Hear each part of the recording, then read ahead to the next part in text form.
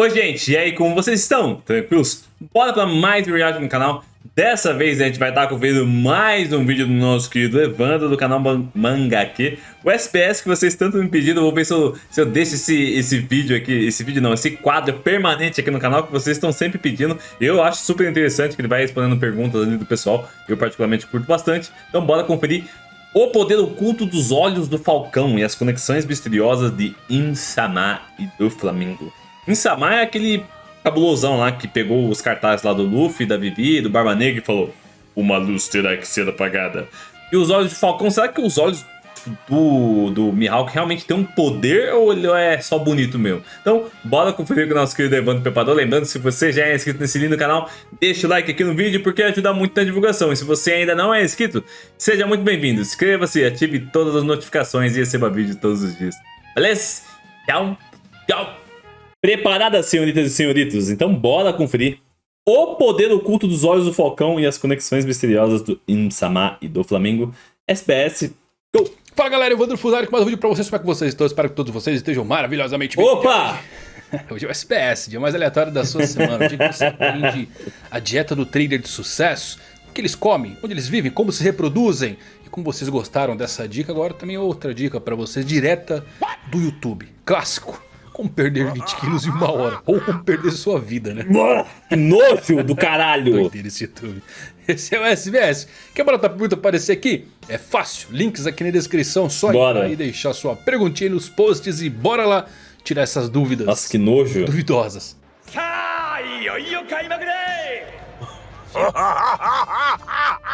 Pedro Machado, você acha que o Luffy derrotar o Crocodile naquele ponto da história é um furo de roteiro de One Piece? Eu não considero um furo. Não furo, mas sei lá. Alguma coisa ficou faltando. Eu achei coisa estranho. Não se encaixa perfeitamente. Confesso. Na verdade, seria mais uma conveniência de roteiro o Luffy derrotar o Crocodile. E sim, foi uma grande conveniência. A explicação que podemos tirar disso é que Crocodile subestimou o Luffy. Seria essa a explicação que temos. Porque Crocodile é forte pra caramba, sabemos disso. Foi criada uma mítica que ele lutou contra o Barba Branca e sobreviveu.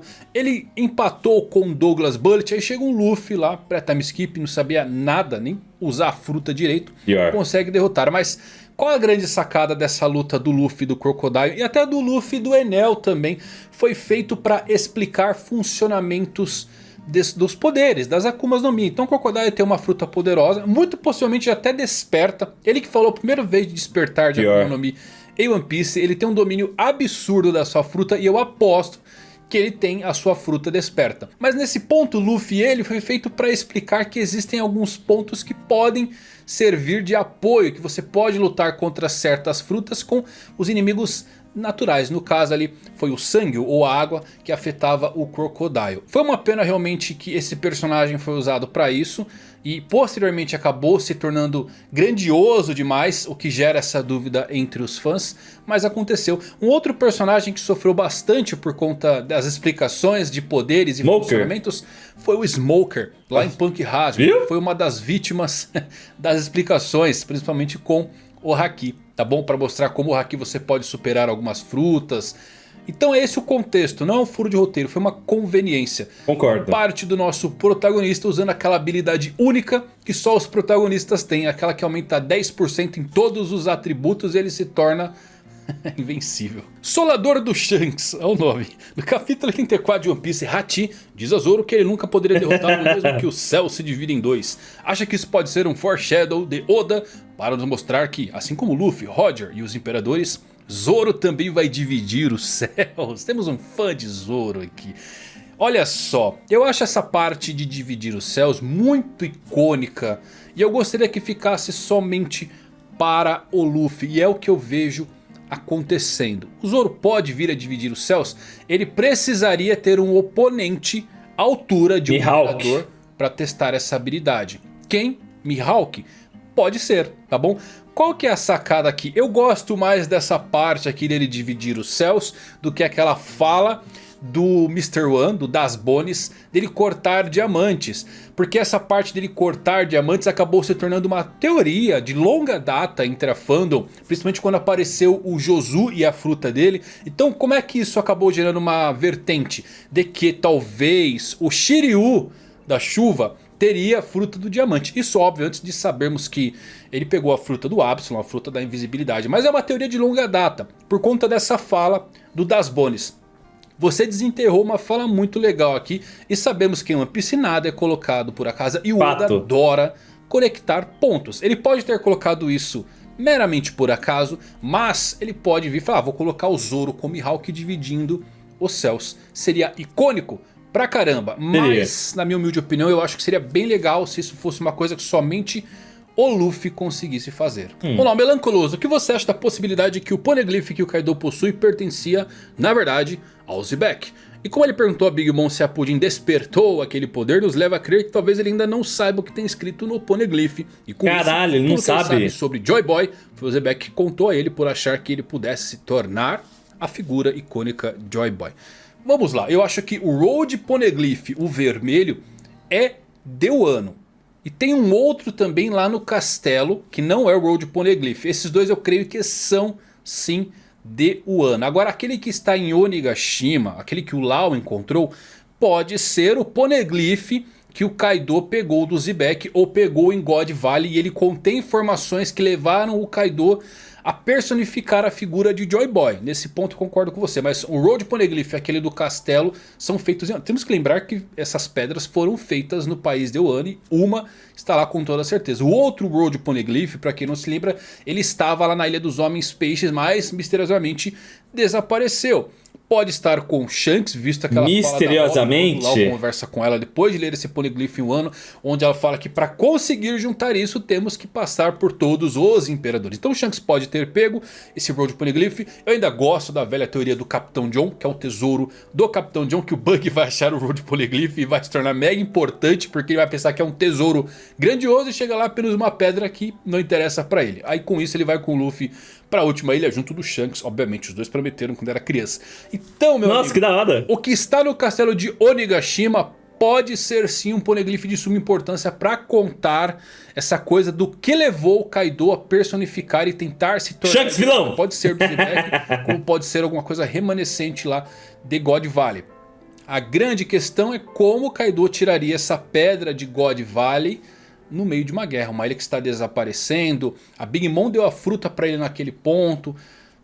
Algumas dúvidas no ar. Pode acabar sendo também a pedra de Wano. 3 pedras em Wano. Nossa senhora, hein? Vai ter muita informação para acontecer no país dos samurais. TL mandou o seguinte aqui. Vi na internet diversas semelhanças e mais algumas coisas que não sei nomear que apontam que Doflamingo e Insama tem alguma relação. Os subordinados do Doflamingo ajoelhados perante a ele segurando suas armas, semelhante à cena do Gorosei também ajoelhados perante. Nossa, pior, né? Além disso, só vimos os olhos de Insama e nunca vimos os olhos do Doflamingo. Olha só. Nossa, pior. No ar. Essas semelhanças e coisas que você não sabe nomear muito possivelmente são as cenas das borboletas. Insama pegando borboletas, tem bastante borboleta ali na câmara dele, né? E tem uma cena bem específica que o Doff tá fazendo um discurso bem inflamado, principalmente voltado ali em relação ao governo mundial, a segredos, tesouro. E ele corta algumas borboletas. Isso aparece somente no anime. No mangá não tem o Doff cortando borboletas, mas é uma cena de conexão pra lá de interessante, tá? Olha só, essa cena dos dois ali ajoelhados é bem icônica também. E eu acho que o Oda gosta de conectar essas coisas. É preciso lembrar que o ancestral da família Don Quixote foi aquele que criou praticamente ali o sistema de escravidão com os Tontatas. Lembram? Que depois eles foram salvos pelo Noland. Mas esse ancestral do Doflamingo não seria nomeado por nada. Não seria nomeado por nada. Pode ser que esse personagem tenha uma grandiosidade maior dentro da trama. Quem sabe sendo a própria figura de Insama, um ancestral de Don Quixote do Doflamingo. Essa conexão dos olhos, das borboletas, esse ancestral. Nenhum outro personagem da série teve alguma coisa, algum tipo de conexão dessa forma. Nem mesmo em um ano temos agora. Só que o Doflamingo teve essa parte do seu ancestral. Que ele migrou, né? Ali para a terra sagrada de Mary Joyce, deixou Dressrosa, que foi quando a família Riku acabou se tornando os próximos reis. Obviamente não tinha mais ninguém. Aí o Doflamingo voltou lá e tentou pegar o seu trono por direito quando foi expulso. Então, é bem forte essa conexão, tá bom? Se você começar a juntar esses fragmentos pequenos deixados por Oda, podem sim ter alguma conexão final. Explodiu a mente agora, né? Vamos lá, Thiago de Oliveira. E se as Akumas no Mi do mundo de One Piece tiverem vindo de alguma árvore sagrada, como a árvore Adão ou Eva, e a consequência dos homens que comeram as frutas eram se afogarem e se entrassem no mar, igual aos textos da Bíblia, onde a consequência de comer o fruto proibido seria a morte. E além disso, a partir daí eles obtiveram conhecimento, assim como o fruto de conhecimento da Bíblia. E por conta desse conhecimento foram banidos do restante do mundo, ficando restritos à Terra e à Grand Line. É muita viagem ou faz sentido? Faz sentido, velho. Olha, eu acho que é um consenso meio que geral que as frutas vieram de uma árvore, perfeito? A questão é o funcionamento disso. Sabemos que nos textos bíblicos temos Deus interagindo, mas no mundo de One Piece até presente momento não temos uma entidade, não temos uma Kaguya-sama vindo da lua e plantando uma semente no mundo de One Piece. Tomara que o Oda não faça isso, né? Mas a questão aqui é que parece ser algo realmente científico, visto que o Oda disse em um SBS que o Vegapunk explicaria sobre as frutas. E o Vegapunk já estuda, já conseguiu replicar uma. Então pode ser que a criação e a concepção das frutas do mundo de One Piece, apesar de virem de uma árvore, inclusive bem reforçada aqui pela produção das Smiles do Caesar, porque ele fez uma engenharia reversa na fruta artificial do Momo. Não confundam, tá? A fruta do Momo não é uma Smile, é uma fruta artificial. O Caesar fez engenharia reversa para descobrir como é que Vegapunk criou aquela fruta e começou a fazer aí sim as Smiles. E vemos que são plantadas. As frutas se transformam no que são usadas depois ali pela tripulação do Kaido. Então o X da questão aqui é que é bem possível que a criação dessas frutas seja algo feito pelos humanos ou alguma outra raça superior. Temos essa coisa das raças que vieram da lua, coisas extraplanetárias aí que pode vir a acontecer no mundo de One Piece para explicar da onde surgiram. Eu não duvido que teremos uma conexão maior com todas essas árvores ligadas às religiões. É bem possível que também tenhamos uma árvore como a Yggdrasil lá em Elbaf, inclusive ela já apareceu até no mangá e no anime. Então o Oda ele pega bastante fragmento de diversas religiões. Nossa, muito mistério, velho. Apareceu com uma Bíblia e nessa Bíblia em uma das partes tá desenhado o que parece ser Nika, Deus do Sol. O próprio Joy Boy também é uma divindade vinda da Indonésia, da ilha de Jaya. Então ele pega muita coisa e vai conectando. E eu acho que as frutas vão estar ligadas sim às árvores Adão, Eva e a árvore do conhecimento, que é a primeira coisa que dá início à timeline do mundo de One Piece. Somos nós. O X da questão é uma coisa natural, uma coisa feita por alguma divindade, ou é algo artificial e científico feito por alguma raça determinada do mundo de One Piece. Eu acredito na terceira possibilidade, tá bom? E eles se intitularam deuses nessa época. Muito ligado ao que temos agora com os dragões celestiais, que se chamam de deuses também. E tem aquela meio que inversão de papel, que os Ds são os demônios, são os inimigos naturais dos deuses. Eu acho que os nobres mundiais da atualidade roubaram ali esse título. E eles usam trajes de astronautas, olha que coisa curiosa. Realmente indicando algo maior. Gabriel Bonfim, você acha que o Luffy já superou o haki de observação do Enel? É uma pergunta interessante, porque pode parecer simples a resposta. Luffy superou, claro, ele tem a visão do futuro, que é o nível mais avançado. Só que eu acho que o Enel ele tem um nível mais refinado do uso de haki. O Mantra, ele pegava toda a ilha de Skypiea, muito por conta também da sua fruta. Como a fruta dele era ligada à eletricidade, ele conseguia captar até mesmo o pensamento das pessoas, porque pensamento, querendo ou não, são agulhas de eletricidade no nosso cérebro. Caralho, que e ele foda! Fazia o uso dessa combinação maluca para ter um dos haki de observação mais insanos de toda a série.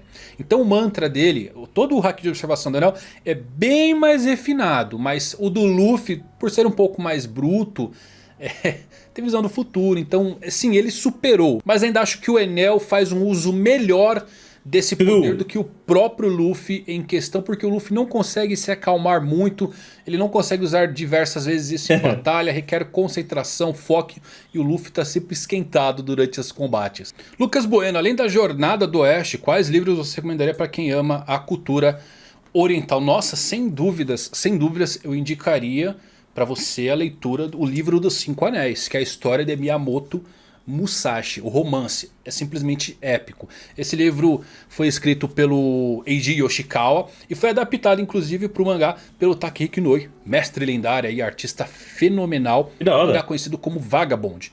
Esse mangá o Vagabond, que vocês tanto falam. Que narra toda a jornada de Musashi. É legal? Perfeito, você acompanha a jornada de uma pessoa comum, de Takezo, se tornando o lendário samurai Miyamoto Musashi. Tem muita reflexão, é bem legal esse livro assim, porque ele tem muita aquela parte oriental da reflexão, de conhecer a si mesmo, de trilhar o seu caminho, você vai conhecer mais do espírito samurai e da evolução do ser humano. Então, eu indico mesmo pra você que nunca leu nada assim. Comentei esse Vagabond, é legal? Sem dúvidas, é um dos épicos aí que deve estar na sua prateleira, tá bom?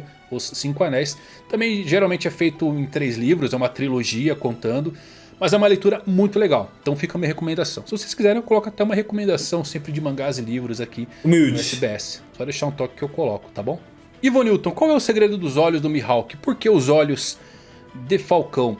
Olha, eu adoraria que o Oda se aprofundasse realmente nesses olhos do Mihawk, que talvez tenhamos uma grandiosidade maior por trás disso. Algo herdado, algo que seria foda. Família. Eu também gostaria que, assim como o Oda fez com Ryuma, canonizando ele em Monster, que o Cyrano, que era meio que o inimigo do Ryuma na época ali que foi contado em Monsters, fosse canonizado, porque o Cyrano seria o ancestral do Mihawk. Inclusive, ele carregava uma espada que parece ser a Yoru. Olha que coisa interessante. Como o Mihawk conseguiu a Yoru, quem sabe ele não herdou aí de um ancestral. Da hora! Aquele vivo era o reino da sua família que caiu em desgraça. E o Mihawk depois tentou mudar isso e se tornar o maior espadachim do mundo. Porque na época o Cyrano era conhecido como o maior espadachim, mas ele era na verdade uma fraude. O número 1 sempre foi o Ryuma. Então seria muito legal se o Oda fizesse essa conexão e colocasse o olho do Mihawk tendo essa profundidade a mais na história, explicando por que ele tem esse olhar. Você pega os Vivre Cards ou qualquer informação do Mihawk, sempre tem ele olhando firmemente e descrições de que ele sempre está avaliando a sua presa como o Ichi, o número 1. Então, você pega em Sama, que teve um olho bem parecido, feito. Pior. Sabe uma coisa bem curiosa? O anime coloca o olho do Mihawk de uma forma mais amarelada, porém no mangá, na coloração original do mangá, os olhos do Mihawk surgem meio que vermelhos. Vermelho, né? Se você pegar o olho do Insama atual, ele também é vermelho. Só que não dá pra levar muito em consideração porque você tem Zunisha que aparece com o olho igual, Big Mom, Barba Branca. É um olhar que comumente é usado na série pra mostrar a intensidade da cena, do personagem. Diferente do Mihawk que está sempre com o seu olho de falcão. A primeira alcunha do Mihawk nos seus protótipos iniciais era o Clarividente. Já fiz até um vídeo sobre isso. E o que um Clarividente faz? Ele realmente consegue antecipar as coisas, meio que uma previsão do futuro. Peguem a luta do Zoro e do Mihawk, que talvez seja a luta mais emblemática que tenhamos do Olhos de Falcão. Vocês vão notar que ele com aquela faquinha, ele conseguiu parar o golpe do Zoro. Ele não deixou o Zoro atacar. Antes do Zoro fazer o golpe, ele já parou. Ele parou o ponto certo das 3 espadas apenas com a ponta da sua lâmina, como se ele já soubesse como o golpe funciona. Geralmente quando você luta, quem assistiu Cavaleiro Zodíaco sabe, um golpe não funciona 2 vezes no mesmo cavaleiro. Mentira, porque o cara usa 35 vezes o golpe, funciona assim. Mas geralmente o personagem tem que ver um golpe pra conhecê-lo e aí sim contornar. O Mihawk fez ao contrário. O Zoro atacou e ele parou a ponta da sua faca exatamente no momento que o Zoro ia fazer o golpe. O ponto certeiro para anular completamente esse golpe. Então pode ser que os olhos do Mihawk tenham algo maior, pode ser alguma coisa apenas de design. Eu adoraria que o Oda se aprofundasse. Eu também adoraria. E colocasse como sendo algo realmente lendário, vindo de uma família ancestral, ligada a Cyrano ou quem sabe ao próprio Insama, tá bom? Top. Gil Santos, entre Law e Zoro, quem está mais forte atualmente? É uma pergunta difícil de responder. Eu acho que Law despertou a fruta, danos, né? O Zoro é muito superior. O cara cortou o chifre de Onigashima, deixou uma cicatriz no Kaido, coisa que nem o Luffy conseguiu fazer ainda. Então questão de dano, o Zoro não tem pra ninguém. Acertou um golpe dele, é que você seja um Kaido da vida. Só que na questão de estratégia e confrontos, o Law é muito superior. Não dá, a fruta do Law é um absurdo completo. Ele conseguiu sobreviver tranquilamente ali contra 2 Yonkous, teletransportando vários membros ali da pior geração, dos super novatos.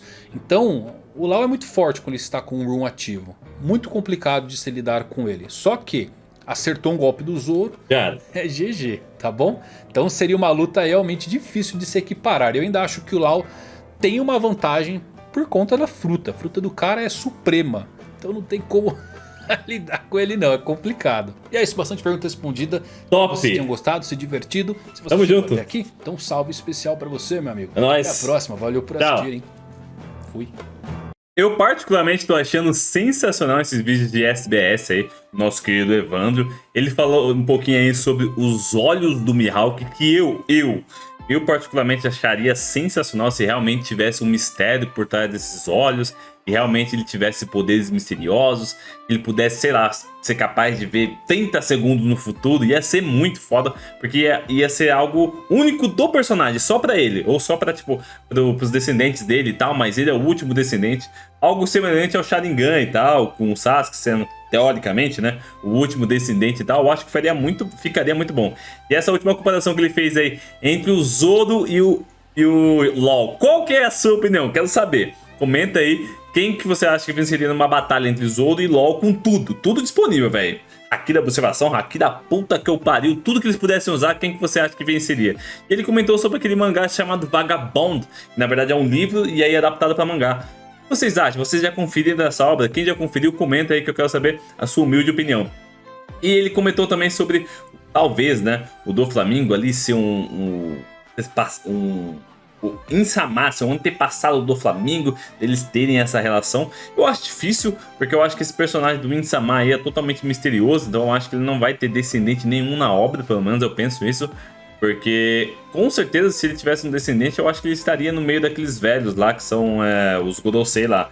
Ele não deixaria um descendente dele tão afastado dele, pelo menos eu penso dessa forma. Acho sensacional esses vídeos que o nosso querido Evandro do canal Manga aqui traz, com várias perguntas. O pessoal pergunta bastante sobre inúmeras coisas. Eu particularmente acho sensacional. Beleza, senhores? Então é isso. Lembrando que o terceiro link na descrição é o link do nosso querido canal Manga aqui. Se você puder deixar um like lá no vídeo dele, deixar um like aqui no meu vídeo, é o melhor dos mundos, beleza? Então é isso, muito obrigado, valeu, falou e até o próximo vídeo. Com as asas da escuridão, Phantom, eu nasci. Eu mergulho pra terra, positivo, forma do suor.